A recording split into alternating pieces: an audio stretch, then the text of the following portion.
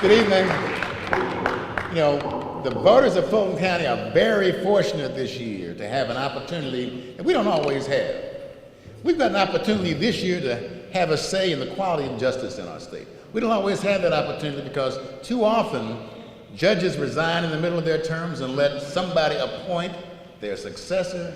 But this year we have some open seats in which the voters will choose who's going to go on the bench. It's a rare opportunity. We hope that the people of Georgia don't miss it. We want them to make an informed choice in these various races. There are 3 races on the Fulton County ballot. The first one we want to talk about is Superior Court of Fulton County. And we're very fortunate as well tonight to have somebody who can tell us very briefly what Superior Court of Fulton County is all about, and that's Judge Eric Dunaway. Will you come up here and briefly tell us what that's all about?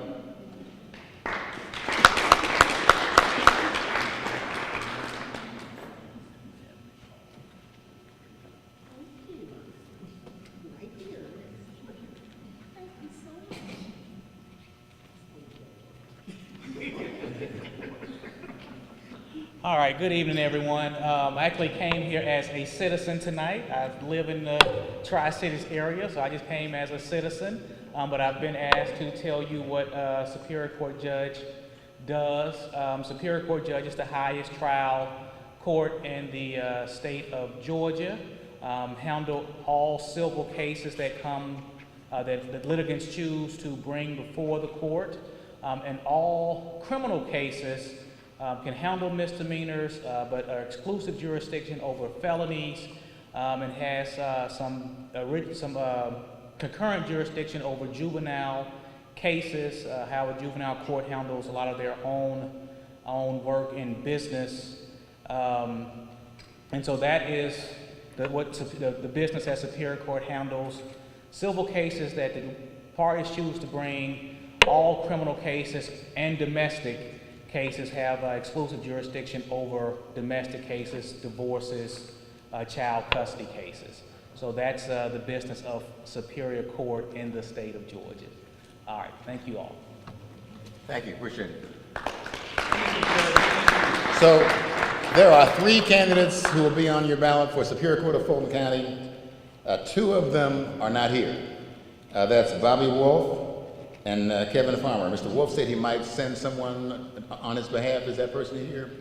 The other person who is on your ballot is here tonight. We're fortunate to hear from Fonnie Willis, who has another engagement, so she's going to have to leave shortly. But she wanted to tell you why she thinks she's the best candidate on the ballot in that race. So give her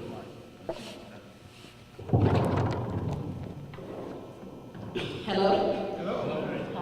My name is Fonnie Willis. You spell that F-A-N-I Willis. It's going to be in the middle of the ballot between the 2 gentlemen, Kevin Farmer and Bobby Wolf. And the middle of the ballot is where I want you to go to select me. But let me tell you why I think I am the best candidate in this race. My background is that I graduated from Howard University, and when I graduated, I wanted to come to a top 25 law school. That was very important to me. And so that brought me to Atlanta, Georgia to attend Emory University School of Law. I graduated from Emory in 1996 and immediately went to a small law firm. I often joke with people and say it was the kind of law firm where if you came through the door with some money, we were going to represent you and handle your problem. But it was an excellent training ground and an excellent experience. It was right here in East Point off of Cleveland Avenue, and we did literally every kind of law. We did family law, because a lot of people in the community, you have problems with child support or divorce. We certainly did a lot of criminal defense work, people that needed to be defended of crimes, or if you had a loved one that needed to be defended of crimes. And then we did small contractual disputes if you're having an issue with your neighbor. And so that was the foundation of my legal training outside of Emory. And it was excellent, because when you're the baby in the bunch at a law firm, when it comes through the door with a problem, you're sent off to handle that problem. I'm very fortunate. There were 5 excellent lawyers. One has a firm here in East Point. Her name is Teresa Mann of Mann & Moran. Another is a local lawyer, Carl Touchstone. And then one is Keisha Lance Bottoms, who's now the mayor of the city of Atlanta. So who would imagine I would have been in a law firm with one of the 5 as our current mayor? And we just did every kind of law there was. From there, I went on to work for the city of Atlanta as a solicitor, where we handle ordinance violations, and I got to come before this beautiful lady, Barbara Harris. And that was my next training ground, because Judge Harris was on the bench, and you brought all ordinances that the city had. And at that time, you also did the preliminary hearings for criminal cases. And so it was the next layer of a very good foundation, and I did that for about 18 months. Went on from there to, this is like a trip down memory lane, and went to the district attorney's office, where my next trainee became the Honorable Eric Dunaway, because he was my initial trial partner in Judge Manis. And so then I got to train him. And so I spent some time with Eric Dunaway in the trial division, and we tried everything: armed robberies, burglaries, aggravated assaults. Went on from that division to sex crimes, which is where Eric spent most of his career. He really had a passion for that. But I went on after about another 18 months of sex crimes to do homicide cases. Did homicides for 8 years straight. I've tried more homicides than I like to count. Well, I've tried well in excess of 100 cases, and most of them, unfortunately, are murders. Went on from that to supervise the largest division of any division in the southeast of any district attorney's office, till you get down to Miami, which is the complex trial division, where now the cases that me and Eric once tried, I was supervising and making all the recommendations for. I am the best candidate because I've been here, I've been in the trenches. My entire career has been dedicated to the citizens of Fulton County, which neither one of my opponents can say. I love being a trial lawyer. I'm quite frankly not gonna make a financial elevation in this move, but I saw things in the court that really bothered me, and I think the court needs me at this point. I saw judges that are not getting to their work, and so Fulton County has a huge backlog problem, where we're now paying senior judges with our tax dollars to handle the work that other judges aren't getting to. And so that's a problem for me, and I think it should be a problem for the citizens, because there's no reason to be paying somebody to do somebody else's work. Problem number 2 for me was that, quite frankly, I saw judges treating people differently, of different socioeconomic statuses, and I think that Lady Justice should truly be blind. And so that was issue number 2 for me. And then the third reason was, if you are a trial lawyer, you should have deadlines and you should be held to things as a trial lawyer, but there shouldn't be personal attacks on your character. And I was seeing a little of that too often. But I decided it's kind of like voting.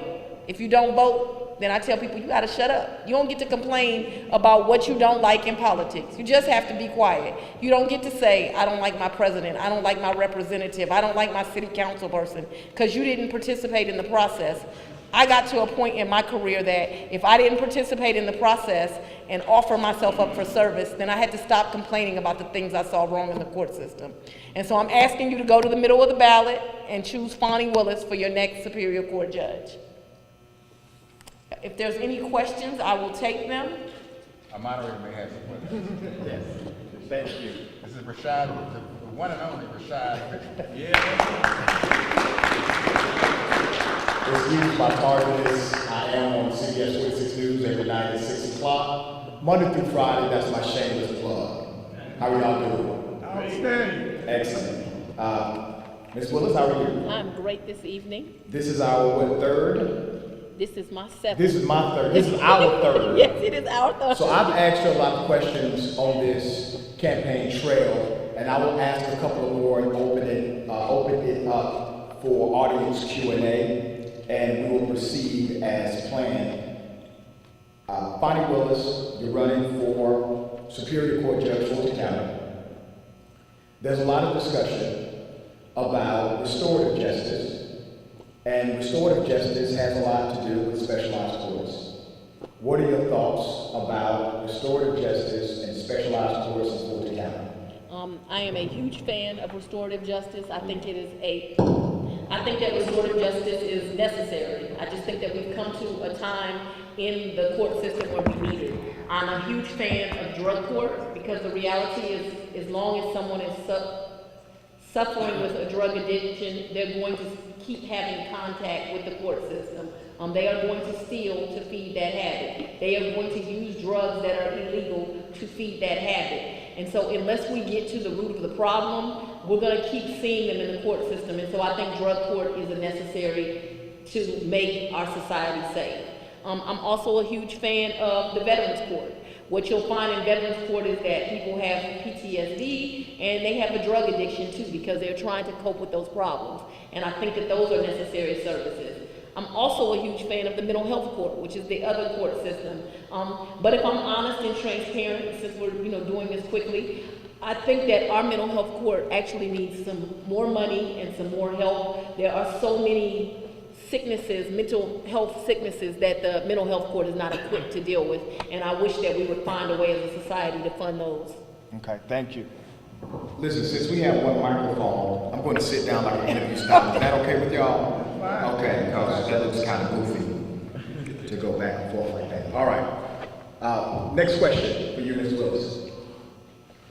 In Superior Court, you get an opportunity to review serious crimes, and you also have a lot of leverage in sentencing.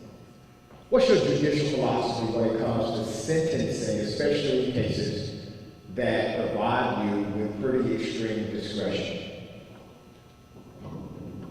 So if someone has committed a violent crime, and I think that most of the defense bar will tell you this, if you come to my office, because I was a deputy district attorney and I was making decisions on serious felonies, if you have hurt someone during that crime, and I mean shot them, stabbed them, put them in a coma, I'm talking about seriously injured someone, I think that there has to be some prison time involved. That's just the truth. I don't think that we have a place in society for people to be hurt. And this goes back to what I said about people being treated differently, because I'm also referring to victims.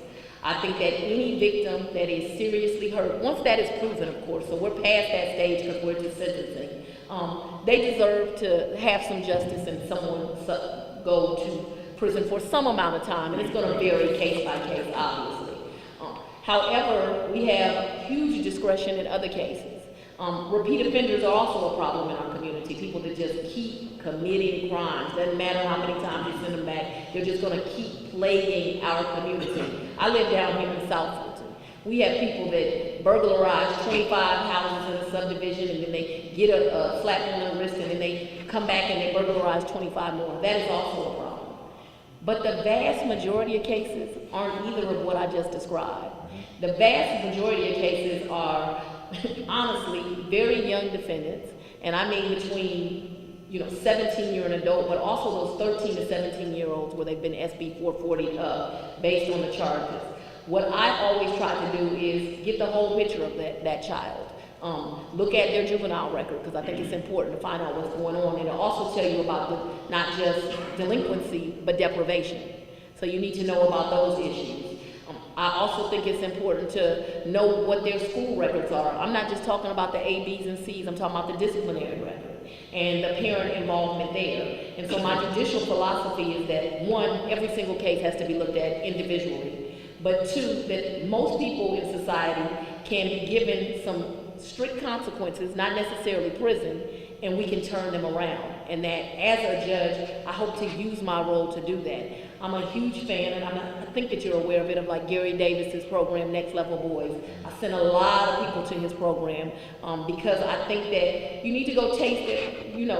Usually with his cases, the cases I would send there, they were armed robberies. And so armed robbery, for those who don't know, has a mandatory 10 years in prison. And you can be SB 440 from the time you're 13 to 16 before you're an adult, meaning juvenile court sends you to superior court. The other bad thing about armed robbery is you can't use first offender, which means you're going to be a convicted felon for something you did for the rest of your life at 15 years old. My philosophy as a deputy DA, and I will take this to the bench, although you won't have as much control of being able to reduce, is where I could, I reduce those cases to robbery. Even if there was going to be some time in jail, and that's huge. And the reason it's huge is because if it's a conviction for robbery, you can get the benefit of first offender and you don't have that scarlet letter for the rest of your life. And so that dumb decision you did at 15, you may have to pay some consequences, but they're not lifelong consequences. And so I hope that gives you a little insight into what I believe about the role of a judge and what you can do. Thank you. At this time, I would like to open up the Q&A to the audience. And since we don't have another microphone, just project what your question may be for Ms. Fonnie Willis. I recognize you from here. Yes, ma'am. Yes, thank you for having me come. I got your campaign. Okay, good. In your comments, you said that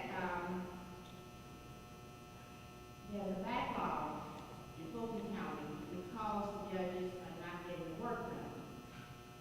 What do you attribute that to? And how can we as citizens address that issue? Because if we're paying people and they're not doing their work, that's a problem. Ma'am, I think it's a huge problem. I agree with you, and I want to be very clear. There's 20 judges that sit on the Fulton County Superior Court.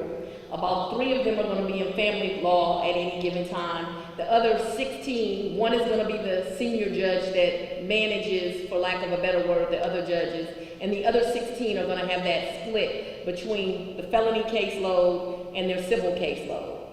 I think there's several things citizens can do. One is they have these community court watch groups. That's the program the DA's office does, where citizens can actually come and watch judges in court. I encourage anyone I can talk to participate in that program and go as a citizen and watch the way your judges are behaving. Because things change when citizens are watching. I've watched it time and time again, and sometimes I used to beg citizens, please come watch and be involved. I think you're also, though, from a real practical level, gonna have to get involved with your county commissioners and write them and say, hey, are we paying these senior judges? Because what I'm saying is fact. And when you look at the list, because I was a deputy DA, I got to see, where do these cases stem from? Where do they come from? And it is not all, people, what they want me to say politically is, Fulton County just has the heaviest caseload, and that's why the judges aren't able to get to them. And let's be clear, Fulton County does have the heaviest caseload, and a judge who's doing their job has to work constantly to stay on top of their job. But about 10 to 12 of them are able to do that. And when you look at those backlog calendars, and I'll say it while he's here, Eric Dunaway's cases don't end up on those backlog calendars. But there are too many of his colleagues that do. And I think if you wrote your county commissioner and said, hey, I understand we're paying 2 to 3 senior judges. I'd like to know why we continue to pay for senior judges. I want my judges to get to their work. And apparently 10 of their colleagues can, so why are these several not? Because they know which courtrooms each of those cases come from. And honestly, it's about 4 or 5 of your judges. All right, thank you. Any other questions from the audience? Okay, we'll go 1, 2, okay? Yes, ma'am. A 16-year-old child or man kills somebody in the commission of a robbery. Are you looking to not give them jail time or fine? The family is going to be, they've lost a loved one. Oh no, first, a 16-year-old that is killed somebody is not going to be in juvenile court. They're going to come to Superior Court because they're going to be one of those SB 440 cases. And murder is not a case where a judge has discretion. The sentence is life. And so you should understand that there are some mandatory sentences for some crimes. Like armed robbery has mandatory 10 years. There is no discretion for a judge. They can't do anything. Murder, there is no discretion. The sentence is life. And I can assure you, I'm going to follow the letter of the law. Yes. Well, we'll go here and then back this way. Yes, ma'am. Yes, you mentioned a couple of alternative sentencing programs that you felt were good in Superior Court. Are there other innovations that you'd like to bring to the court that you think could be helpful? Actually, that's a great question. There are. They have allowed some of our Superior Court judges to set up programs and to interview different groups in the community. Obviously, that I've been a DA, and so I know a lot of the programs that I think are effective and really work with the community, and you see a turnaround. And when I say a turnaround, a defendant that I've sent there, they're now in college right now. And so those are the cases that make you feel really good. There are other programs where, quite frankly, they're just trying to make money. And that they're not having the same results. But I would like to vet a lot of programs and not just send to one program so that we can have alternative sentencing where we are using these resources to help the community. We meet again. Good to meet you again. Can you name a situation and or case where you had to take a controversial position that offended or upset the people? How did you handle it and why? I've had a lot of controversial cases that have offended people. I always did my job and stuck to what the law was. I've never done anything that I felt was unethical, but I just, as a judge and as a DA, you don't always do what's popular, but you always try to do what's right. And so I've always done my job where whoever the defendant was that was before me and whoever the victim was that was before me, I tried to treat them both with dignity. And so that's the way I did my job, treating whoever was involved with dignity, and understanding that everyone can't like every decision you make, but you always still have to do your job, follow the law, and treat the community with dignity. And I mean, I've had a lot of cases. I just had, one of my most recent famous cases that hit the media was what they call the gay burning case. And so that was a case where two young men were homosexual. They were actually not involved in a relationship, but they had worked at a warehouse all evening. And in their mother's home, she lived in an apartment, they weren't very wealthy, there was a cot on the front floor. And so when I say all evening, I mean they worked from like 9 o'clock in the night till like 6 o'clock in the morning. And they came and they laid down on the bed. Well, mama had a boyfriend. They were about 21 years old. Mother was about 40-something years old. So mom's boyfriend would frequent the house as a man would do for his girlfriend. But he had continued to ask the family, hey, are they gay? Are they gay? Are they gay? And she had told them, that's not your concern. It's my son, and I love him, and it's not your concern. But it was something that constantly was bothering this man. This morning when he comes home, he sees those two men laying down asleep. And I imagine they were in a really hard slumber because they had slept the entire, they had worked the entire night.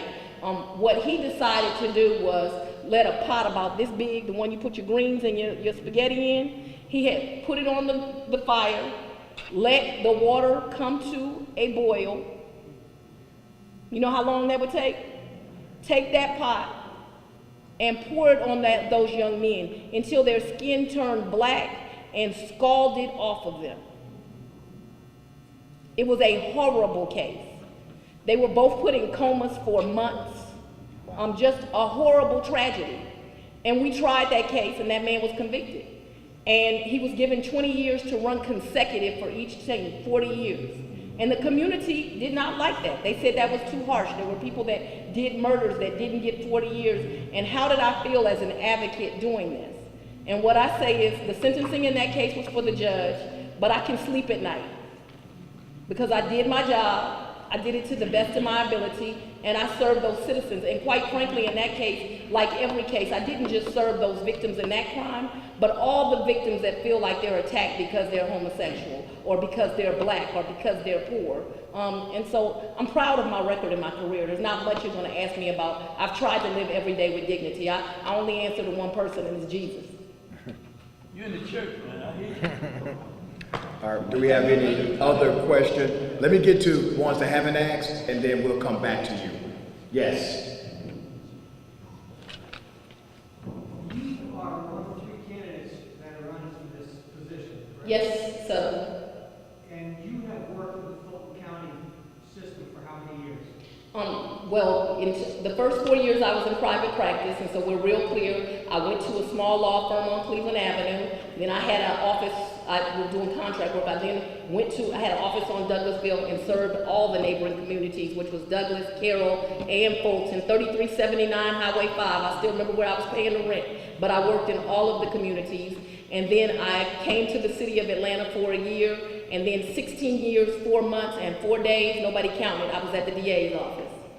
And your opponents, you have 2 of them? Yes. Do they work in Fulton County? Neither of them have been served in Fulton County. Both have histories in Fulton County, but most recently, Mr. Wolf, I think, has been, don't quote me, maybe 6 years in Gwinnett. And Mr. Farmer has been, I think, 3 in Clayton. Neither one of them serve in Fulton County. And I would submit to you, neither of them has my level of experience in terms of complex cases. And it's something that bothers me because people will say, oh, it's 3 prosecutors running. But I invite people to Google me to find out about all my cases. And I invite people to know that I know my way around a courtroom. And that is important because we sit judges on this bench that don't understand, one, the stress that a lawyer is under. I think if they really appreciated the stress, they wouldn't take personal attacks. I work 7 days a week. I've worked them for a long time. I don't need to come to a courtroom and be personally attacked. I need to be held accountable for what I've done and what I have not done.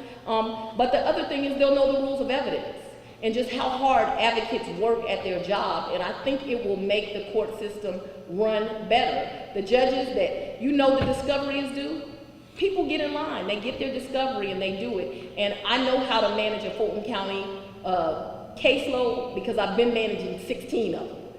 And I'm the best qualified candidate. And I'm not just saying that, I mean it. I want to serve the people of Fulton County. I heard you speak once before, and something that you said really got to me. You said, nobody is going to outwork me. And I was very impressed by that. But thanks for your answer. Thank you. We'll take one more right here. You in the church? I am in the church. Answer me. No, right behind you.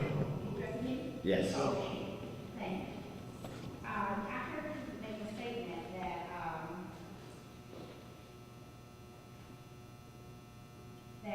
about discretion, Yes, ma'am. that there are certain sentences that are mandated by law. That's correct. So then it means then, from my perspective, that the charge that's brought before the court has to be fair. That's What correct. I'm concerned about is that, I'm not sure about the only one, who has noticed that some people get overcharged. For example, I'm not telling you all, we know that seems like there's a problem between black men and white policemen. It seems that, and blacks in general police, it seems that when I hear cases, it seems that we get overcharged. You're talking about throwing the book at you, the book is thrown at us. And yet you hear about others. The first thing they say when people don't look like us, they say it's a mental case. And that means then that when the charge is brought, that is going to be taken into consideration. It's not going to get the same as if my son had committed a murder, or thank God, none of that, a burglary. So if you are the judge, Yes, ma'am. if you are the judge hearing a case and say you heard several and you have observed that, how do you, I don't want to say nullify it, like I said, during notification, but how do you deal with that? Because you got a charge and you know that the charge was different from 50 other white men who come to, and you got whatever blacks and they have been overcharged. Can you answer that? I can't. And I always tell people I'm probably not a politician because I'm going to answer you very, very truthfully. One is a judge has no authority over the district attorney that brings the charges. So let me just say that. And so I'm not going to sit here and tell you, ma'am, I'm going to make the DA change the way he brings an indictment because I won't have the authority to do that. What I will have the authority to do, though, as a judge, is when I see cases, if they are, you use the word overcharged. And so what that says to me as a lawyer is that the charges that they brought, the elements don't meet the actual charge. If that's the case, and I see that as a judge, then I'm going to get rid of that case because they have not met the elements, and that will be within my job. The last thing, though, that is really important about a judge, there are sentences where we don't have any input. Murder, armed robbery at least has to be a minimum of 10. There are other cases where you have these mandatory minimums, but there are so many cases where a judge has wide latitude. Is it a suspended sentence? Is it a probated sentence? Is it a jail sentence? And I can just promise you, one of the best things about being a supervisor, and this I will give credit to Paul Howard for, he hired very diverse people. And so as a supervisor, you become mama in some ways, or at least I did. And so my children were black, my children were white, my children were Indian, my children were straight, they were gay, they were lesbian, you know, they were everything, they were the entire gamut. And it was that last assurance that you can't tell anything about somebody by their shell. And why I say that is I had white men lawyers that were just extraordinary, very brilliant, knew how to do their job, hardworking, and then I had some that were just lazy. But then I had black women lawyers that were just extraordinary, smart, did their work, brilliant. Then I had some that were just lazy. When defendants come before me, I've had defendants that were black, that were white, that were all different ways. I have long ago stopped looking at somebody based on their educational level or their race, because what I know in my practice is that sometimes the person you meet with the most character in a month is the one that doesn't have formal education and isn't dressed real well. And the one you meet with the least character in that month makes a whole bunch of money. And so that's not the way I'm going to judge people. I'm going to judge them by the acts that are before me. But I won't be able to control what the other 15 judges do, and I won't be able to control the charges that are brought, just being honest with you. All right. And yes, sir, right here, Bishop. Hello, good evening.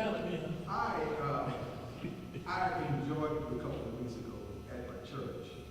I was totally impressed with you, and you made a statement toward the end, similar to what you did a few moments ago. Google me and find out about my cases, and I did that. And so I've heard you talking about the discretion and the discretionary powers of a judge. But one of the things that came up in your Google search, it was involving the school teacher situation.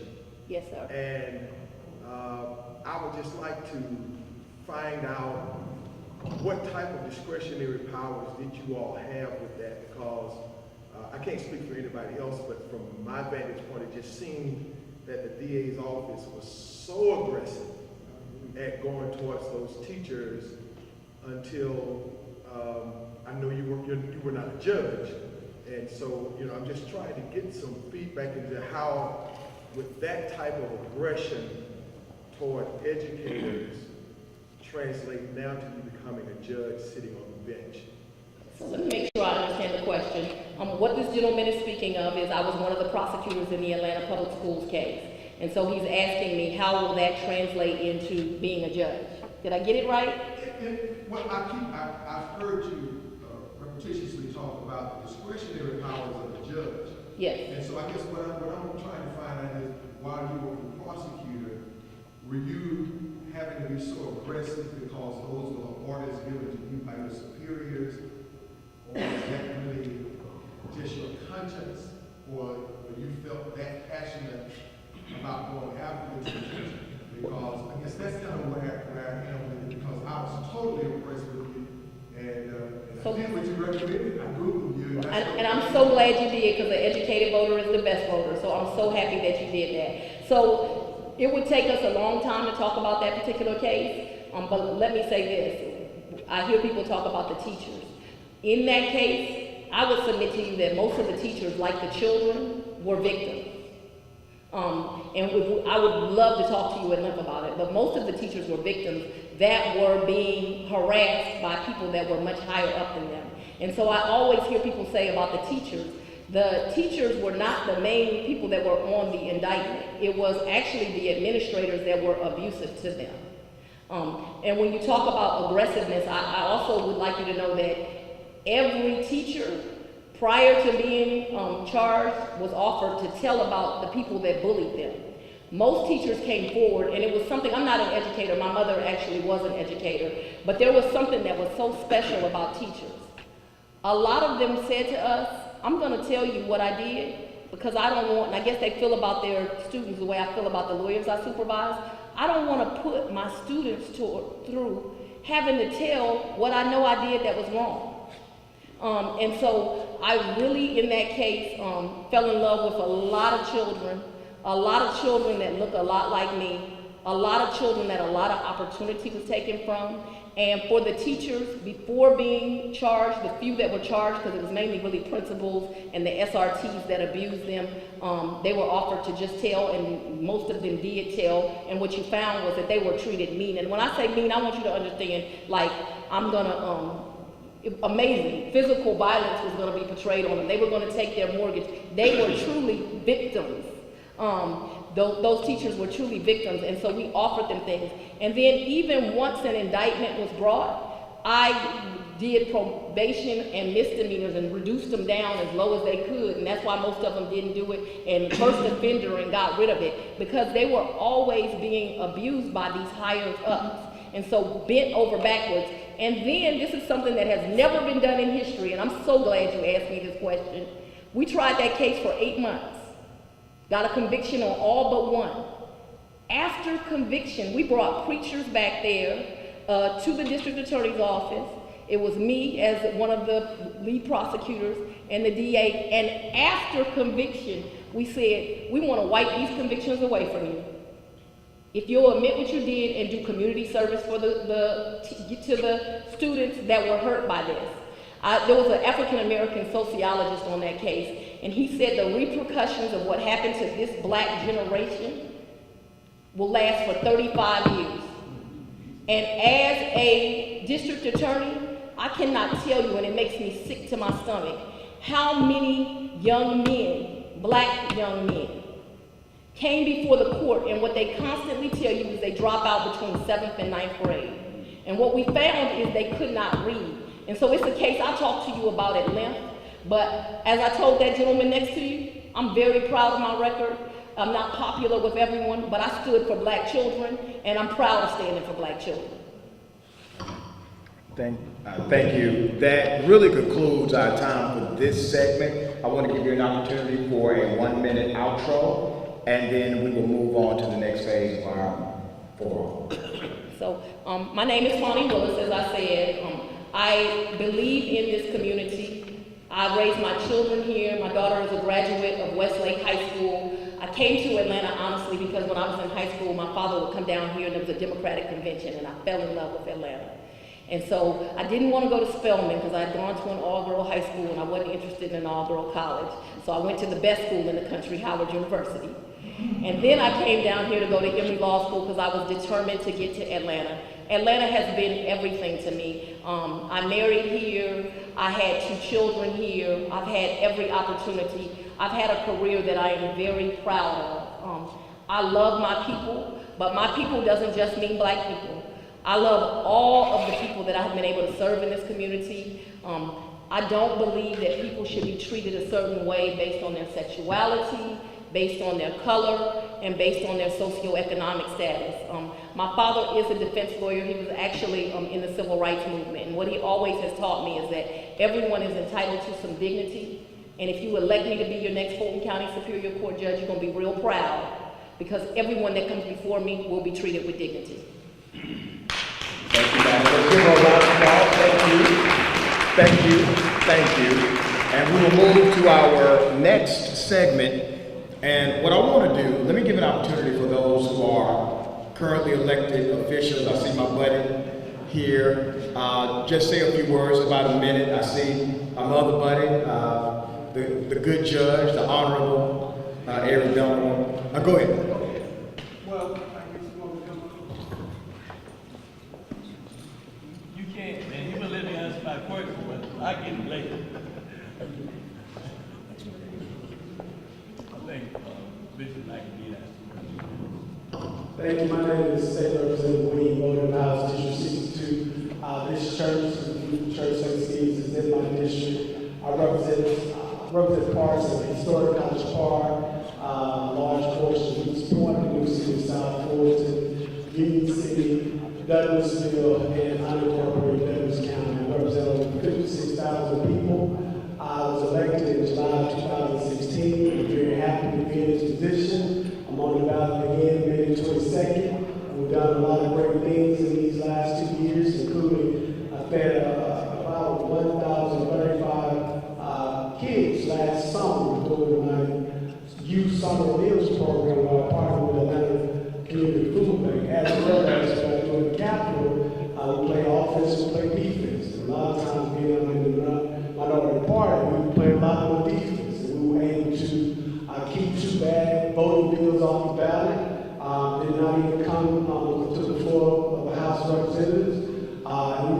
to make sure we have early voting, make sure we have Sunday voting, make sure the voting hours are not cut. We'll make sure that the current SOS did not negotiate contracts for new voting machines. So that's just one of the things we have done in the state capitol. I'm very proud to be your District 62 state representative, and I'll ask you to please re-elect me on May 22nd. Thank you, sir. Yes, sir. Okay, let's move to our next forum, and this is for Chief Magistrate of Fulton County, Chief Magistrate race of Fulton County. Do I have Judge Cassandra Kirk? Okay. Well, somebody need to get her. Thank you. All right, we'll do our next forum and move to Court of Appeals after that. We'll move to Court of Appeals after we do Magistrate. Thank you, sir. Thank you for being here. Okay. All right. Well, did you do that on purpose to make a grand entrance? Y'all give her a round of applause to make a grand entrance. How are you doing? I am wonderful. How are you? Good. Have a seat. We'll do an interview style. And your opponent is not here. So we will begin. Do we have a representative from the campaign of Lewis Levinson? No representative from the campaign. We will begin with Judge Cassandra Kirk, currently Chief Magistrate Judge of Fulton County. We will begin with a 2-minute introduction and move into a Q&A segment, which I will ask a few questions and then open it up to the audience and then conclude with a 1-minute outro. Judge Kirk? Wonderful. Good evening. Thank you all for coming. I apologize for running late, but thank you all for being here. My name is Cassandra Kirk. I am the Chief Magistrate Judge in Fulton County. It has been my pleasure to serve you all these last 3.5 years. For the past 25 years, I have served not just the county, but also the community. I have served as a prosecutor, as a defense attorney, as a civil litigator, I've been on both sides of the V, as I've heard it said. So I've been on the civil defense side as well as the civil prosecution side. The reason I am here today is because, well, let's talk about my judicial experience before we move forward. I have served as a juvenile court judge here in Fulton County. All of my judicial service has been as a full-time judge. I am currently serving as the chief magistrate. That is not a solely judicial role. In addition to that role, you must also administer the court. And for the past 3.5 years, what I have done is put together a court that has used technology to become efficient and that has continued to be innovative. And so I look forward to continuing to serve you all. I spoke briefly about my service in the community. I am a member of several community-oriented organizations. The first of those is I'm an elder at North Avenue Presbyterian Church. I'm also a member of Alpha Kappa Alpha Sorority Incorporated. As a matter of fact, our chapter meets on 3850 Stone Road, so every third Saturday, I'm down here very close to you all. I also serve on 2 boards that are very important to me. The first of those is Street Grace, which is an organization against domestic minor sex trafficking. The second of those is Star C, which is an organization that is looking at equity in housing and how that relates to education. And so I'm happy to be putting myself forward to retain this seat. Thank you. All right. Thank you. Judge Kirk, the magistrate court is considered the people's court. We talked about that on the previous occasion because you guys deal with the average citizen on a pretty regular basis. The current accessibility of the court, is it more accessible now with the use of technology that you are, now that you are the chief judge? And so I would say absolutely. In 2017, when I was serving as court administrator, as I currently do, I applied for and received a grant from the National Center for State Courts. That grant was specifically as it relates to our high-volume courts and making them simplified. What we have done with that grant is, first off, we tested what's going on in our court. We had groups that met together of stakeholders to determine that our court was in fact being Well, we determined first off what our court was doing and how we could improve. As a result of those stakeholders meetings, we have created videos on our website. We have created pamphlets that are eligible for people to use. And then in our housing court, our landlord-tenant court, we actually have a housing court assistance program that we are using to allow tenants to be able to help navigate that system. So I would say that since 2015, our court has become more accessible to the citizens that use it, to the court users, because that's the point of coming to court. What are some of the main functions of magistrate court, and how is magistrate court different from state and superior court? And so that question is a little difficult because magistrate court on the criminal side, I'd like to say we do triage. So we do search and arrest warrants, and then once you are either arrested as a result of that, then we do first appearance. First appearance is the opportunity for a defendant to understand what the charge is against them and where they will next go. After having done first appearance, it is a magistrate that sits either for state court or superior court that makes a determination at a calendar called all-purpose. All-purpose is a calendar where the case must be accused or indicted. It is the magistrate that rides on that to make sure that that actually does happen, so that defendants are not sitting in jail. So that's on the criminal side. On the civil side, what we do in our high-volume calendars is going to be landlord-tenant cases, small claims less than $15,000, garnishment less than $15,000, and abandoned motor vehicle cases. So for instance, your dry cleaner messes up your suit. It's a $100 value, the damage is $100. You file a case in small claims court, again it's less than $15,000. It'll come before a magistrate, that complaint is filed, the defendant is served, the case is answered, and then you all will actually either have trial or you will have mediation. So that's the first thing. One of the other cases that we do is called a garnishment. And so if you receive a judgment, for instance, in that small claims case you receive a judgment, you need to figure out what do you do next, right? How do you collect that fee? You collect that fee by filing a garnishment action if you know certain information, where the individual works or where they bank. And so that is how you are actually able to recoup your judgment. And so those are the types of cases that we do. The magistrate court sets bonds. I've had many discussions on my radio program and even through social media about bonding companies, setting the bond makes it almost impossible for people to get out, even with bonding companies. In effect, creating a prison sentence for them without a conviction. What's your judicial philosophy when it comes to setting bonds? And so what we have done and what we will continue to do, the judges are all trained in the Fulton County Magistrate Court. We have an internal training as well as an external training that is done by the Council of Magistrate Court Judges. And so what we are most interested in is that those defendants that are in jail with an inability to pay do not remain detained because of that inability. Thankfully, the governor has recently signed the legislation which will allow those defendants that have cases which allow them to go on citations to actually be released on citations. But that is something that our judges look at, because the truth is, if you set a bond of $500, there's not a bonding company that's going to take that bond.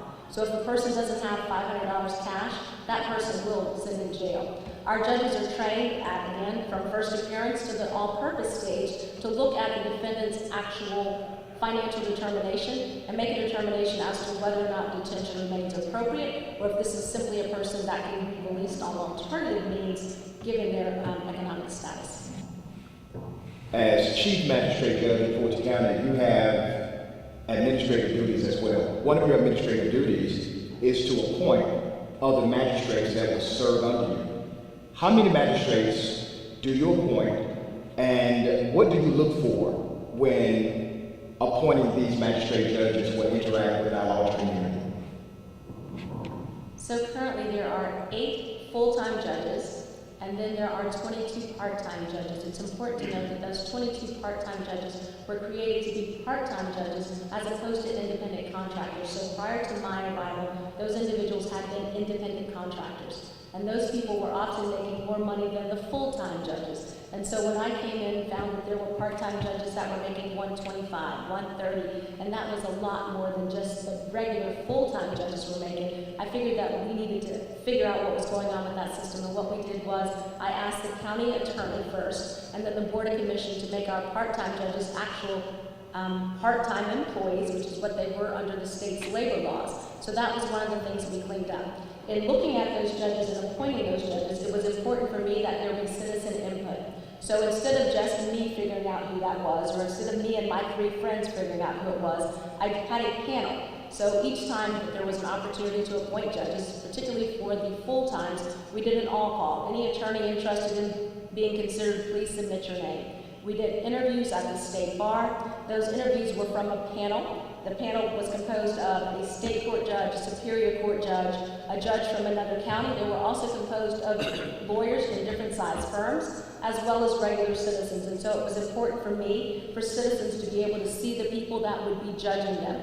One of the things that I looked for in those individuals was a breadth of experience. The judges on the magistrate court sit in all of the calendars of the magistrate court, including the superior court calendars where they sit as superior court judges. And so it's important for those judges to be able to have the training and the experience to be able to move in the different arenas in which we operate. For many of the cases that go before a magistrate, there's no need for a lawyer. Correct. What are some of the helps or guides in the magistrate court that could assist somebody in understanding their rights and how to apply the law during their particular case? And so one of those we mentioned was particularly the housing assistance clinic. It is at the housing assistance clinic, which is located in the clerk's office, where tenants are given the opportunity to have an attorney help them navigate that system. The other pieces are obviously for the civil cases where you are not entitled to a lawyer. We also have the videos again and the pamphlets that the court users are able to use. We've heard a lot of conversation about backlogs. It comes up in judicial debates all over this regional area. What are your protocols right now with your judges currently to ensure that backlogs do not happen and citizens are handled, or their cases are handled in an expedient way? One of the things I was appalled about when I first came into office is the number of backlog cases. And I think it was simply just a matter of no one was paying attention. Everyone was kind of in their realm of doing whatever it was they were doing, and the magistrate court was very neglected. So when I came in, one of the first things I did was first appoint a clerk that understood what customer service was, a clerk that understood that you cannot give a original document to a defendant and let it walk out the door. So our clerk understands first that those documents belong to the court, and so that we actually are keeping a court record. I think that's important for citizens, that there is a record of the judgment that was entered against them. The other thing is, when I came in, I learned that there were 30,000 small claims cases that had been opened from 2010 to 2015. It was first making an assessment of those cases. Where are they? What do they look like? Are they just simply cases that are open because no one has taken the time to close them? So I had interns that came in that first summer, and I feel bad for them because they got to do a lot of grunt work. We just printed out sheets of paper, and they got to sit in a room and just figure out where these cases were. Once they made the determination that some cases needed hearings or some cases were just simply had not been closed, we took those actions. In order to close that 30,000 cases, I asked the county for additional money for judges to sit on that bench. And so we had cases of like 150 calendars and just moving cases 3-4 times a week until we cleared that backlog. And so in 2 years, we cleared that backlog. The National Center for State Courts actually has guidelines as to how long a case should take. And using those guidelines is what we have put in place. So for our citizen arrest warrants, those cases will come within 45 days of the person actually filing the case. For our small claims cases, those cases will come within 90 days of the citizen actually filing the first complaint and sending off the and serving the defendant. So it's important for me that those cases move forward in an expeditious manner because it's a small claims court, it's a people's court, and people want to find what their justice is quickly. And what happens if one of your judges don't do that? So if you've seen our new website, it's updated so that, number one, people understand what judge is sitting on what calendar. So there's not a surprise. You can look and see as the calendars are running. The other thing you can look is, if you have a case that you're waiting on and to figure out who it is, you can see what that judge is. Each day, there are cases in our queues, because we are an e-file court. We have cases that sit in the judges' queues. And so each of the judges monitors the other, because we can see what's going on. But for the public, you all can see who it is that should be responding to those cases. So it's not unusual when you call and they say, well, Judge X has that case. Now you know. So you understand that it's not our court that's hanging it up, that there's a particular case to which that judge, a particular judge to which that case is assigned. And they are given the encouragement to help move it. Let me open it up to Q&A from the audience. We're running a little behind. Yes. So I got a couple. Oh, no. Party. Party, what percentage of tenants have lawyers? The percentage of tenants with lawyers is low. It's incredibly low. I would say if the Atlanta Volunteer Lawyers Foundation, which is set up as part of they're part of our help group for our tenants that are identified from our navigator, if those lawyers don't take the case and the tenants don't have lawyers, I would say it's a high number, probably 70 to 80%, if not higher, of tenants that do not have lawyers, which is why it's important for them to pull the brochure that says for tenants so they know what should be happening. So if that's the case, if your opponent's website says he has the support of all the landlord-tenant lawyers, number one, is that even possible? And if so, what should we take from that? So as a judge, we are not to prejudge the cases before they get to us, and I could not, I couldn't begin to believe that someone wanting to sit in a tenant-heavy court would say that all of his support is coming from landlords.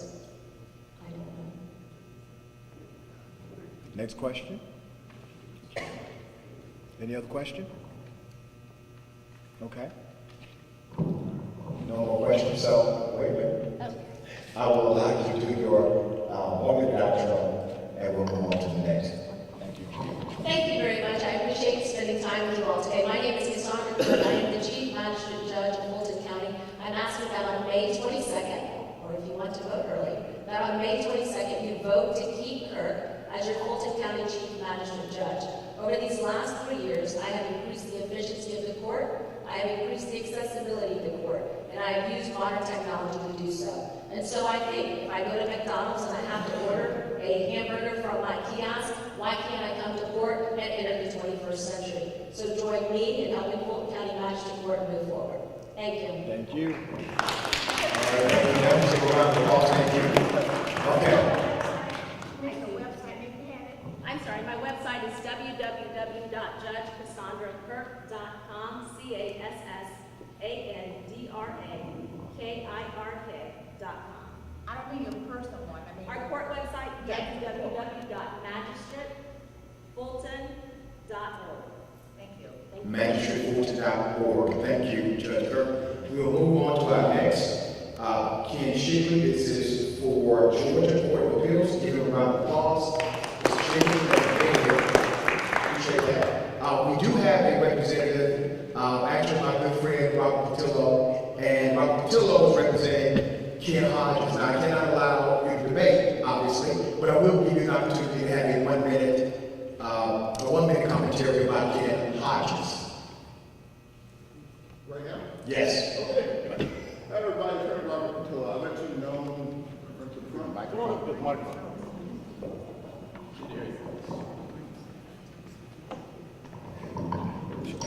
I'm Attorney Robert Patillo. You also know me from 1380 WAOK. I've actually known Ken Hodges.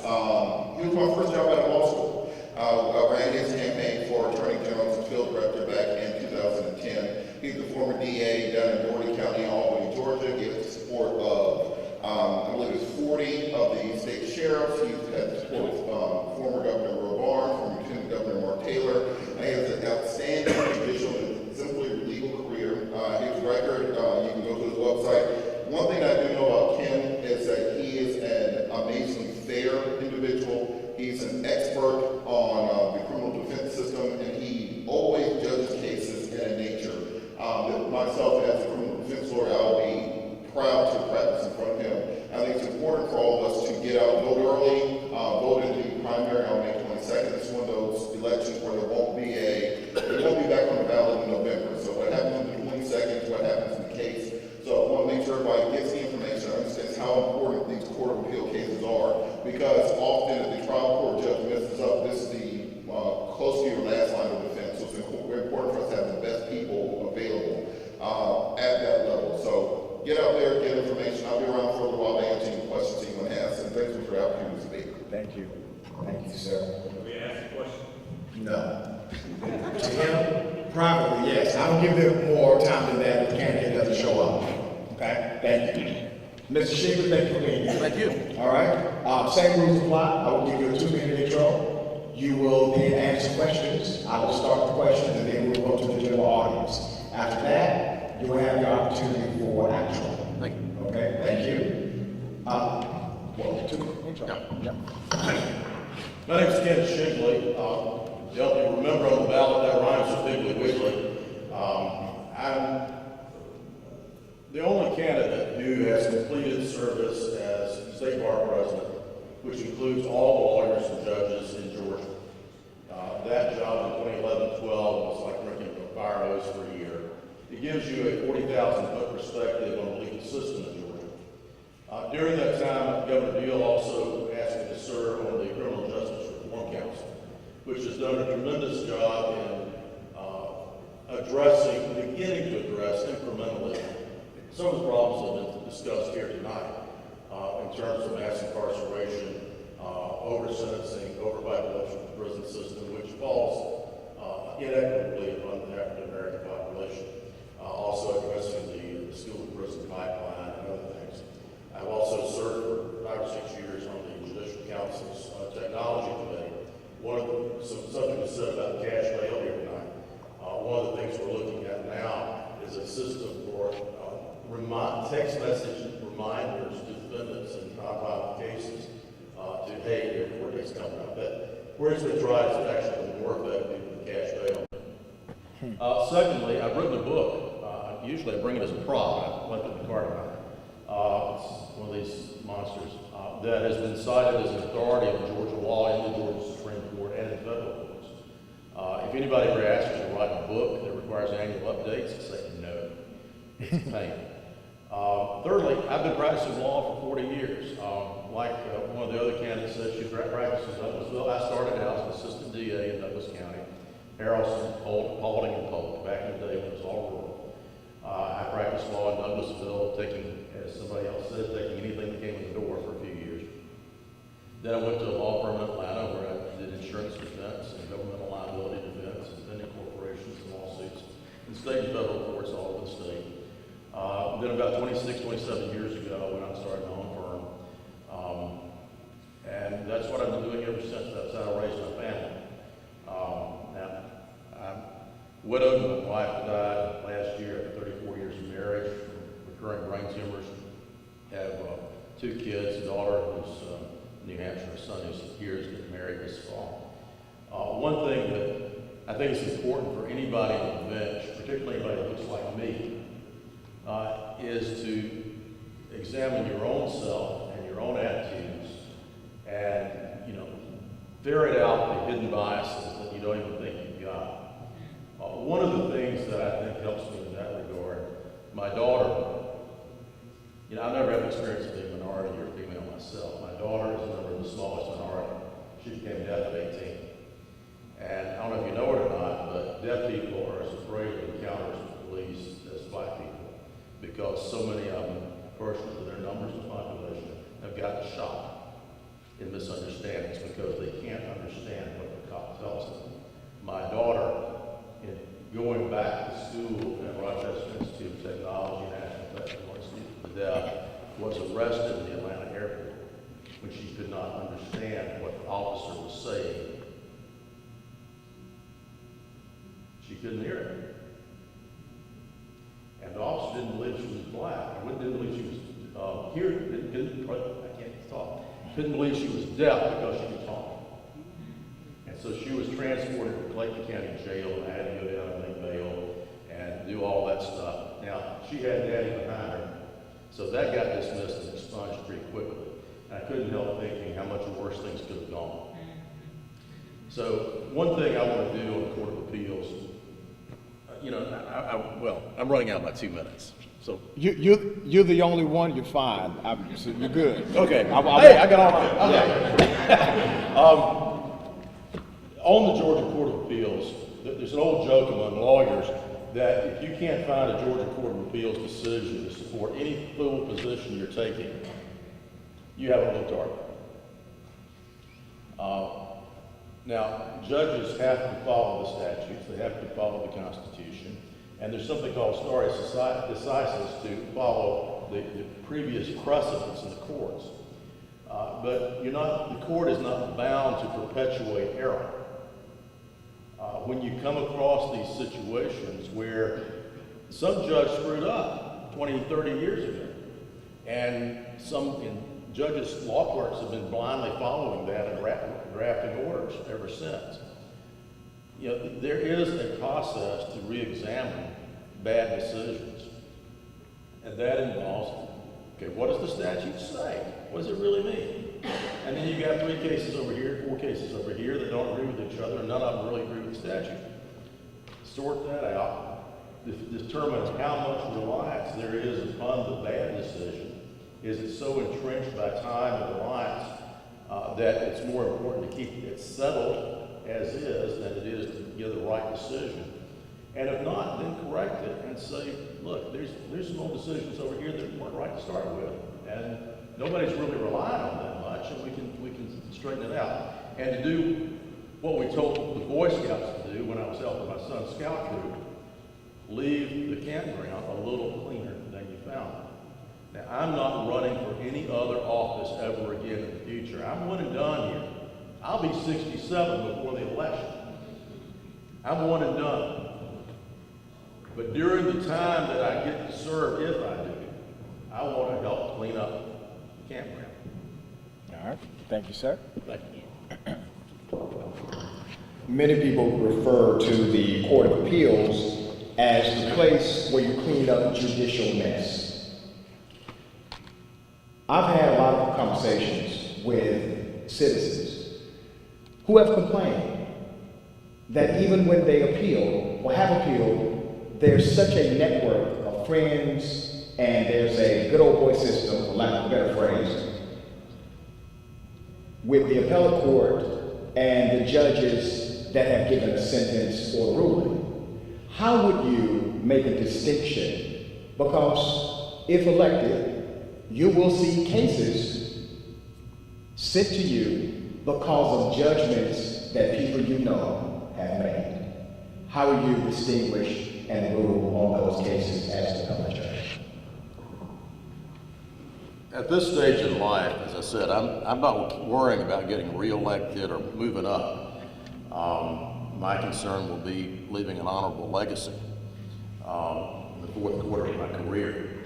And, I'm just going to call the balls and strikes as they are and not worry about who applauds so much. Now, you mentioned the Good Old Boy Network. I've been on the butt end of that a few times, where I wasn't sure if the judge ever read my brief or if it was just passed off to a staff attorney or law clerk, because I couldn't tell much similarity between my case and what got written up in the Court of Appeals.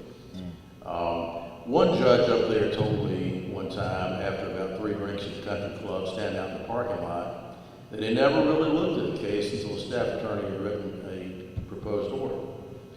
And in the Court of Appeals, unlike the Supreme Court, panels don't get together and discuss their decisions before somebody writes a proposed order. Unless somebody kicks up sand, turns over the table, then that becomes the order. And when you have a judge who just lets a staff attorney draft a proposed order and doesn't really give it a lot of thought, then that's a problem. You can wind up with a one staff attorney decision. There are 2 approaches to this. One, we're all subject to mistakes. I'm as subject to mistakes as anybody. If I speed through something and miss something, it's happened. But I think as a judge, first of all, well, I'll tell y'all since we're at church, I'm going to pray over the cases before I write a decision. Secondly, I'm going to make sure that I read all the briefs and the key authorities before I even take a draft from the law clerk. And I will try to direct their work. I'm not going to try to be the bottleneck and not give them the case to work on before I've done my part, because then I can be a bottleneck. But go ahead and read everything. And you know, the tough decisions are never between good and bad. You know that. Tough decisions are between good and good, and between bad and bad. And that's where 40 years of experience, you know, may have some value in making those decisions. So I may have talked all around your question. Did I answer it? Yes. The Court of Appeals, you guys get elected, you will deal with some pretty high complex cases. What is in your background that qualifies you to decipher these complexities in Georgia law? Well, most of the cases I've handled in the last decade have been fairly complex anyway. The last 10, 15, 20 years have been fairly complex. I did write a book on Georgia law that's, you know, it's out in the car if you want to see it, like that, has been cited as an authority on Georgia law, on procedural stuff, you know. Now, there are areas of law that I have not practiced. You know, I wouldn't know an antitrust if it hit me on the leg. I'm really rusty on family law. I'll have to really get up to speed on that between now and January when I'm elected. I'm a little rusty on criminal law because my criminal law background was a long time ago. The human reality, human nature doesn't change. Some of the procedures change. When I was an assistant DA, I figured out after about a year that about 85% of the people we were dealing with were there because they were drunk, stoned, or stupid. Perhaps it's not politically correct terminology in 2018, but it's true. And when I was on the Criminal Justice Reform Council, the corrections and prosecution people said, yeah, that's about right. And then about 15% were there because they were mean and evil and really needed to be put away for a long time for protection of the public. The 85%, your drug court, DUI court, mental health court, diversion programs, you know, are perfect for those, and I wish we had them when I was prosecuting. Those are people who need to jerk a knot in their tail, maybe give them a little time, but you know, try to set them on the right path. All right. Okay. You're a pretty honest guy. Try to be. So you have said during this forum with me that you're not as well versed in family law or criminal because you haven't practiced it. I did a long time ago. I need to catch up. All right, and you need to freshen up. Yeah. But being an appellate judge, all of these cases come to you guys. So what can you say that would encourage somebody to trust that you have the ability to deal with right now cases in the appellate format? Well, I've got my friends who are specialists in those areas who are on standby to start feeding me through a fire hose the day after the election to get me up to speed on things that have happened in the last 30 years that I've not been practicing in those areas. All judges are generalists in a way. We don't have specialized courts in Georgia. If you're a superior court judge, you hear criminal and domestic, and you may have complex business cases, though we are getting to business court now. But there's all manner of stuff that can come before a superior court judge or a court of appeals judge. And one of the fascinating things about that is it forces you to get out of your silo and study broadly other things. At this stage in life, the kids are grown. I'm not going to soccer games, basketball games. I'm not taking the scout troop camping anymore. I did that. My life passed. There's nothing better for me to do at this stage of life than to read church and lawyer briefs and study this stuff in mind-numbing detail. Let me open it up to the general audience. Bishop Fan, I'll come to you first. Thank you so very much. I appreciate that. You're welcome. Thank you. The question I have is that you've been practicing law for 40 years. How many cases have you tried before the Court of Appeals, the court that you're going to be wanting to serve on? I think the ones that have gone to appeal mostly early in my career when I was doing more criminal stuff, and I would say through the last 10 years, not a lot. Before that, I think there's 30 or 40 cases that this court, there were cases that went in the Georgia Supreme Court and the federal courts all the way up to the U.S. Supreme Court. One case that stands out in my memory, I was representing the mother of an African-American child who was born out of wedlock. She was a teenage mother down in Nashville, Georgia. When the child was in college, she was killed and in a terrible accident at the University of Maine. And of course, the first person out of the box on the money was the biological father. It had nothing to do with it. I mean, nothing. They had $1,800 child support in 18 years.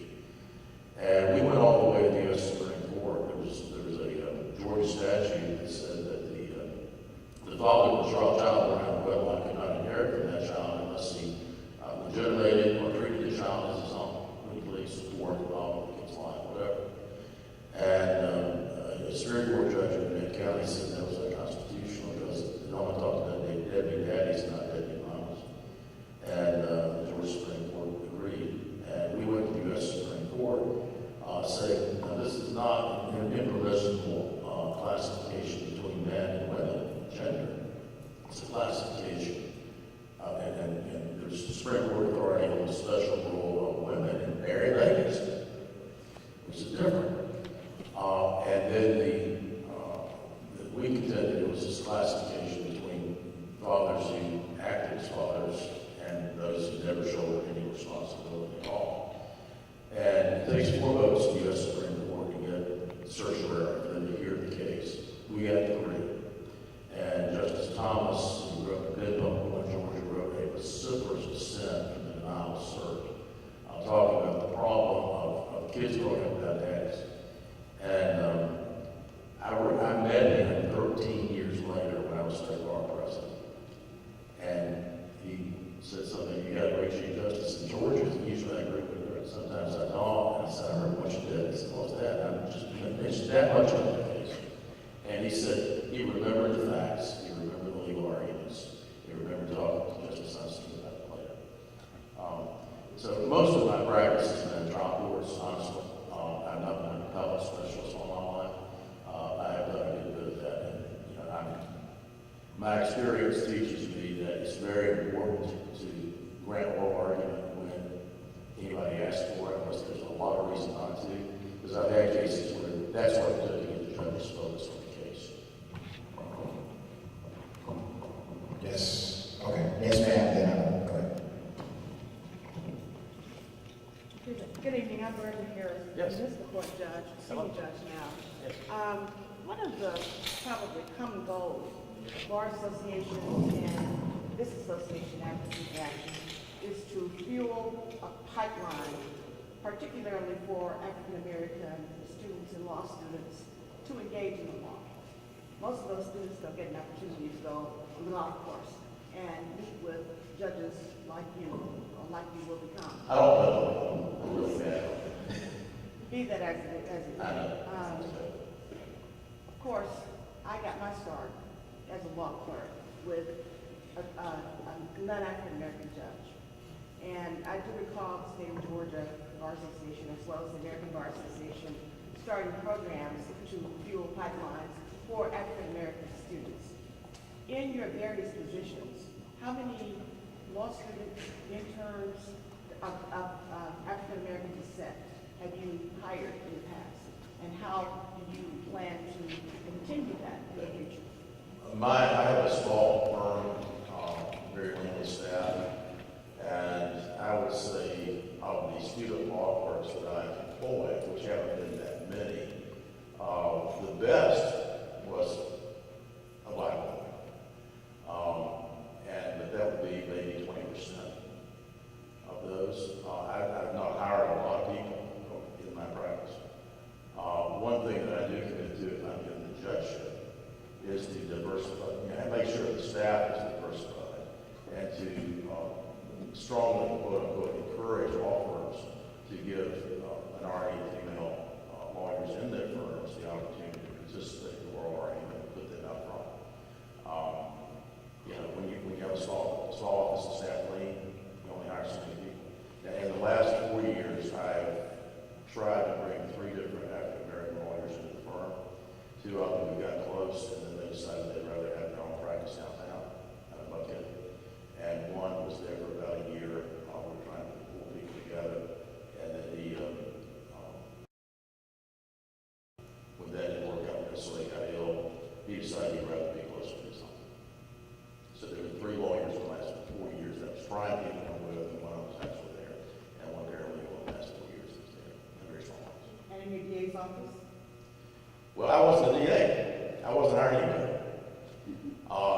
that DA's office was old school rural Georgia. I've been there, and I wasn't there anyway. So I saw a video clip of another forum in which you participated in this campaign. Well, you mentioned you've been considered for a position in the current federal administration. And this is what I believe you said in that forum, and that your name was taken from a list of Republican lawyers. Yep. So my question is there anything in that, you're being on a list of Republican lawyers, that says anything about the values that you'll bring to your decision? Let me tell you how that originates. My family, the Shigley family, back in the mid-1800s, we're up in the Midwest. They were Wesleyan Methodist abolitionists. And part of it, when the Republican Party came along, being opposed to slavery, the extension of slavery, they joined up. When my great-grandfather came south, when his lungs were damaged in a barn fire, he was 1883, went to Alabama. He was one of the few Republicans in his county. At a time, we only had a few white Republicans. At a time when most of the Republicans in Alabama were white, but people who were disenfranchised. And that kind of continued as a family tradition. When I was going to state bar leadership, I saw that I had to get along with people who were in charge. So I kind of hung out with them. And I hung out with them enough in social things that when I had been chair of the motor vehicle collision, highway, and premises liability section of the American Association for Justice, and they were casting it out to Republican lawyers to get names to fill positions. Somebody submitted my name, and I was shocked to call, and I immediately declined it. I thought it would have been a total travesty. It would have lasted 3 months to get the job right. And then I figured I'd resubmitted my name, and I sent him an email and said, "Do you know anything about this?" He said, "Yeah, I think it did." So I think it's important for our Republican folks to have some people around who are voices of moderation and do not bring Republican.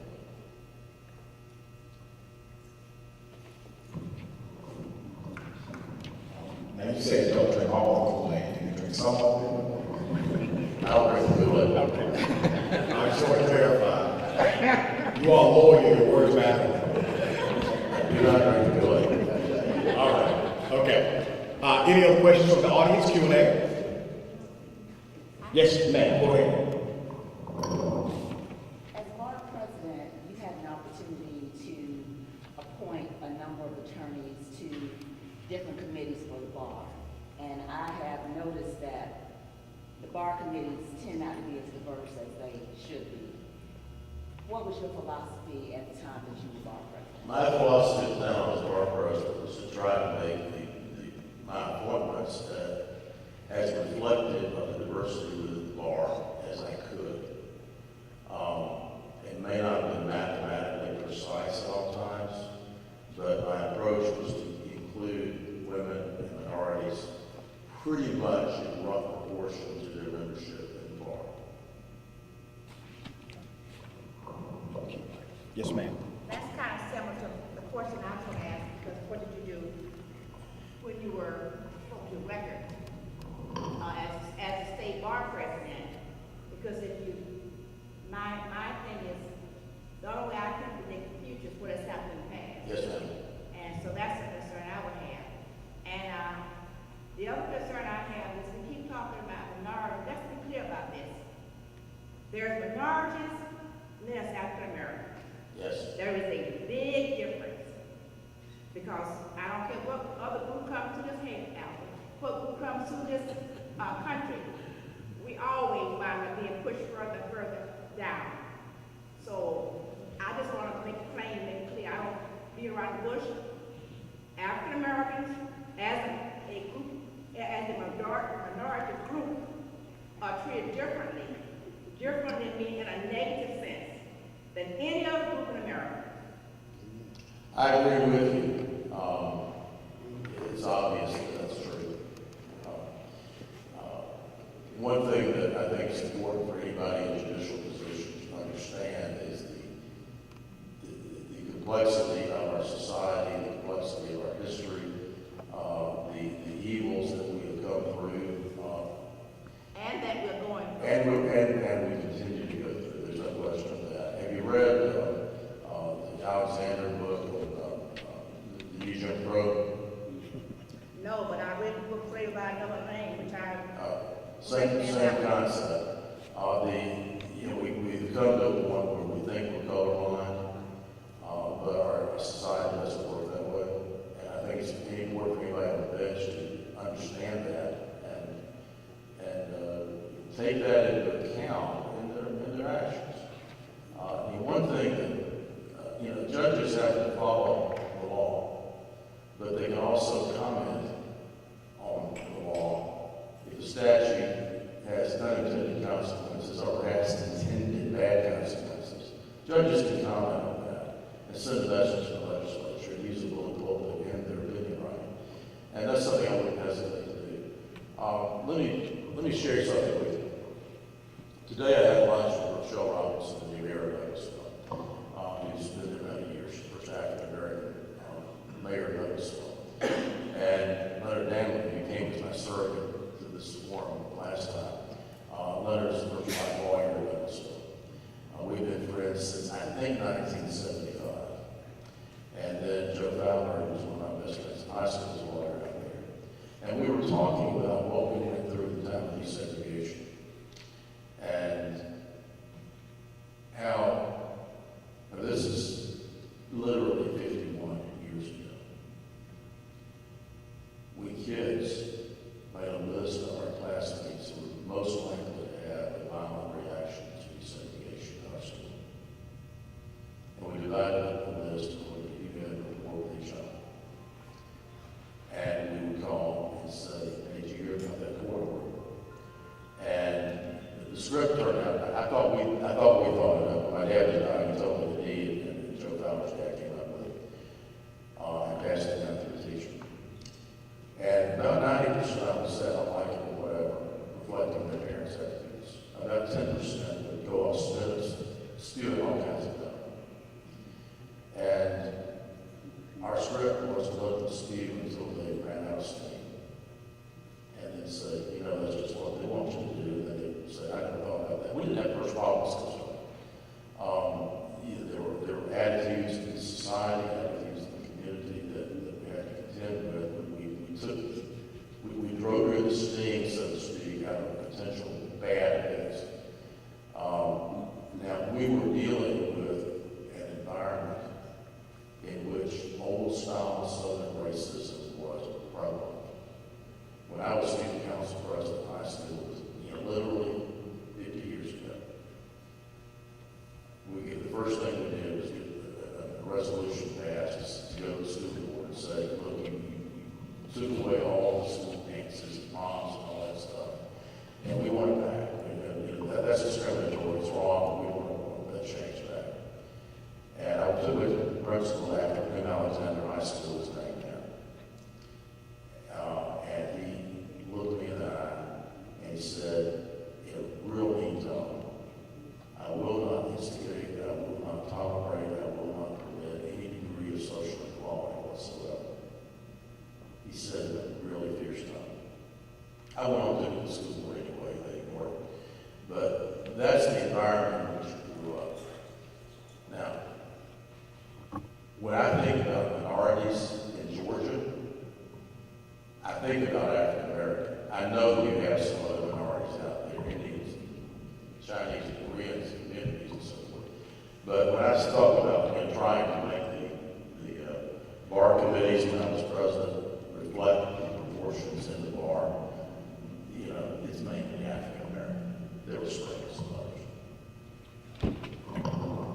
Okay, we're to the end of our time. I will give you your 1 minute outro, and that will conclude our forum. In this election between two pale males named Ken, there's only two choices. I'm the only one who has gone to groups like this. We both gone to Republican groups. I'm the one who's also go to the Savannah NAACP and the Capital Lawyers Association and to the Advocacy for Action programs in person,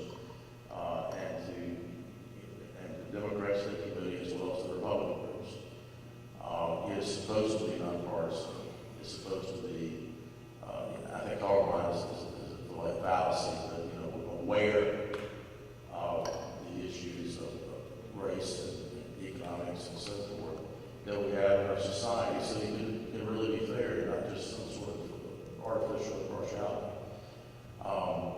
If I have the opportunity to serve this position for the fourth quarter of my career, I will consider it as a calling to really serve justice and not just to check off boxes.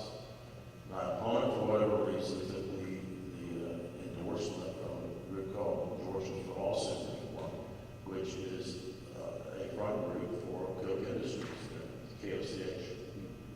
You're probably familiar with it. Now, we were both invited to an interview down at the Chamber of Commerce. I went hoping to keep it neutral and say I was going to be fair wasn't good enough. He's got that endorsement, and I don't know if they're going to throw dark money at me in the next 2 weeks or not. But my desire is to serve as an honest, conscientious judge for all people, serving justice for everyone, and not for special groups. I'm the only one who comes from a modest background. His mom, my mom grew up in the Mill Village. His mom grew up in a family that owned the mills. I'm the first lawyer in my family. I come from a lot of teachers and preachers and carpenters and dirt farmers. While most people here have the benefit, as I did, of a good education and family and church background, it's important to have judges who have some basis for it. Those who do not. I would appreciate your vote. Shaking around some people. Thank you. Thanks, Mr. Shealy. And with that, I will turn this over to Reverend Love. Thank you. Can we give these women an organizer a round of applause?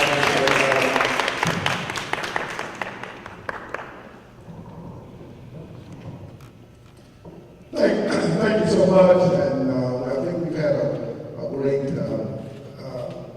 discussion. And the part that I want to bring to the table, first of all, is to thank Attorney Charles Johnson, Advocacy for Action. Is his vision to kind of bring the judges forum into fruition. And so I think we owe him a debt of gratitude for even and also his fan for his he's been on this for a long time, and too often we give the judges races a pass. And so it's good that we have opportunity to deal with them. I am president of the Voter Empowerment Collaborative. We are nonpartisan. That means that we do not endorse candidates. We do not promote political parties, but we do register people to vote, educate them on the issues, and encourage them to go to the polls and vote. But one of the things that we concentrate on is voter education. And as clergy persons, many of the people who are in our audience, in our congregation, somewhat intimidated. I am too, in terms of the political process. Just to give you language is very important. Everything we do, language is important. And that one of the things that VET, Voter Empowerment Collaborative, we wanted to do is to try to educate the public, the lay public, in terms of the judicial system.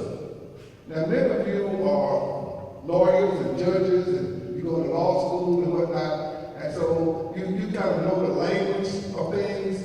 But the average person in the pew, including myself, we don't know these terms.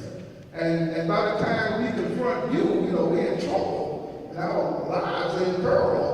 And so we don't know how to navigate. And just kind of give you an idea of what I'm talking about. Everybody that's not a lawyer, raise your hand if you're not a lawyer. Okay, so most people need a lawyer. Okay, people, you don't have to answer the question, but I'm trying to make a point. The people who are not a lawyer, do you know the definition of a misdemeanor? The ones who raise your hand and not a lawyer. Do you know the definition? We talked about civil litigation and criminal litigation. Do you know the difference?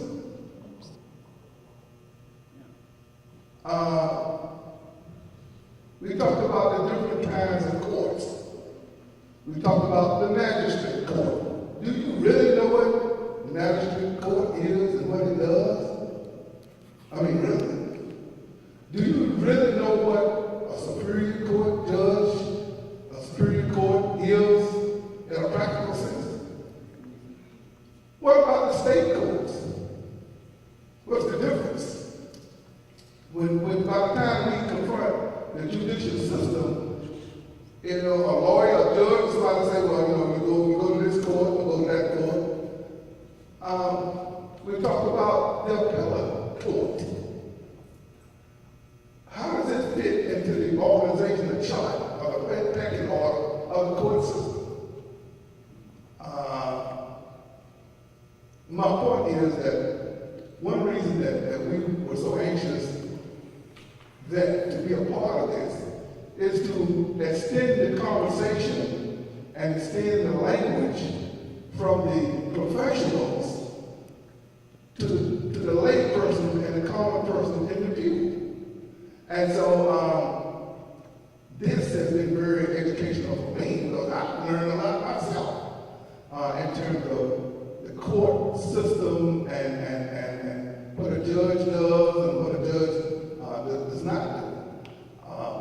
One of the things that I learned, this is my fourth forum here, is that in the magistrate court system, there is not a jury.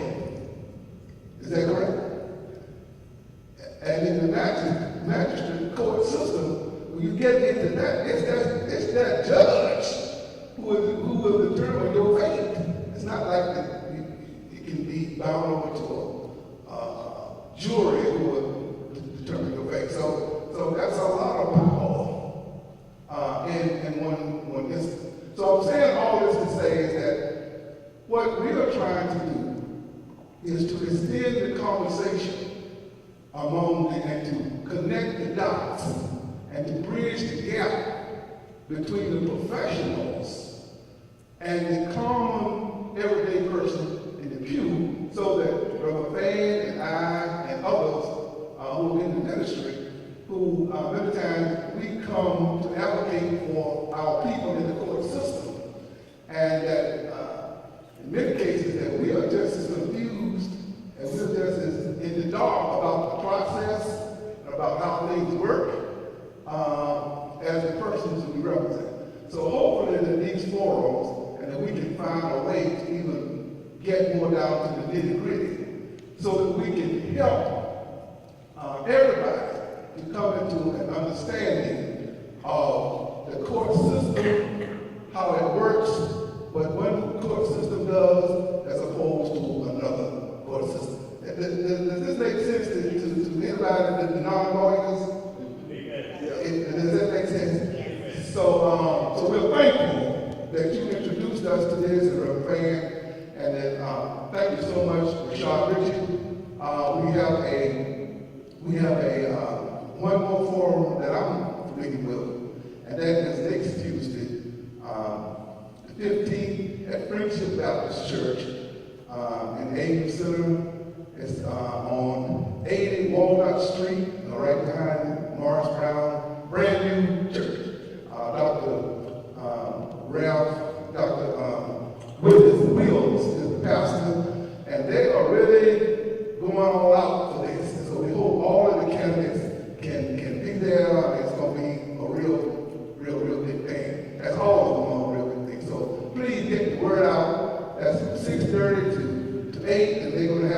reception afterwards.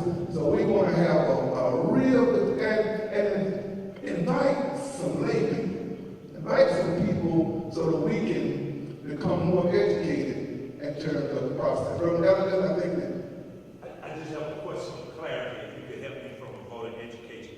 I have not voted yet, but I have many constituents. And the question was asked, is there a referendum or some constitutional law, something that is on the ballot in addition to? Right. And if so, we need to be educated about it. right. During the primary, that is May 22nd, there will be some question if you happen to be a Democrat, is that we go in and ask for Democratic ballots. Then on the Democratic ballot, there are 4 questions, I think, but they're non-binding. That's a way on the Republican ballot, if you get a Republican ballot, no questions will be on that ballot, which means that even on the Democratic ballot, it's non-binding. It's just something that the party came up with. It's sort of a trial balloon to kind of see how the public reacts to certain issues. Is that pretty much correct? It's a poll. It's basically a poll. Yeah. They want to gauge the opinion of Democrats. Right. And my question, in addition to that, is should we get that word out in advance? Because as you stated, it is already intimidating enough to read the whole ballot. Right. Then when we start reading these individual things, and it's 4 of them, and it's written in the King James Version. Right. Amen. Your point is well taken, and I know that both Department Collaborative, we have already gotten those questions, and we will be disseminating them to the public. But the kind of sticky part of that I want to clarify is that when we do that will not be the organization endorsing a party. Thank you. I just want to be clear on that. And that's the reason I stress that during this primary, it's not a referendum, it's not a constitutional amendment that will be on that. It will just simply be only if you choose to get a Democratic ballot that these issues will be on there. But to answer your question, yes, we will be disseminating that, but I want to make it crystal clear of just how all of that comes about. But looking into the November the 6th election, it's my understanding that there very well could be some referendum and some constitutional amendments leading up to the general election. And so we will be working with all interested parties and making sure that those, if there are constitutional amendments, let me just ask, will they read State Representative? Yes, sir. It will be. But right now, the governor has just concluded signing all of his bills. I think one of the referendums we have, a constitutional amendment, is to create a business court throughout the state of Georgia that passed the General Assembly. And it will be definitely some referendums on it. It just has not been finalized yet at this point. Right. Yes. I just want to say that Fulton County government, Fulton County engineer, that there's a sample ballot already there, and they need to make sure that that's updated, and then tell everybody to go there to look at the sample ballot before they go vote. Good point. The sample ballot, that's how I found out about these questions that we on the primary. But we will be vigilant and getting the information once we find out when the constitutional amendments or referendum to get that information out to you. Because a lot of times, you know, they're in legalese, and that, up means down, and down means up. A lot of times, whether they are worded, so it warrants some kind of explanation. Thank you so much for coming, and we look forward to seeing you next Tuesday, 6:30 p.m. Where? Friendship Baptist Church, the one at 80 Walnut. Thank you so much.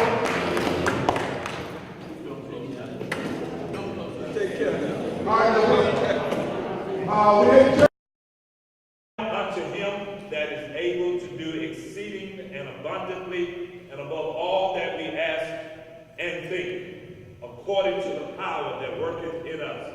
In Christ Jesus, and the name of all faith that may be represented, we pray. Amen. Amen.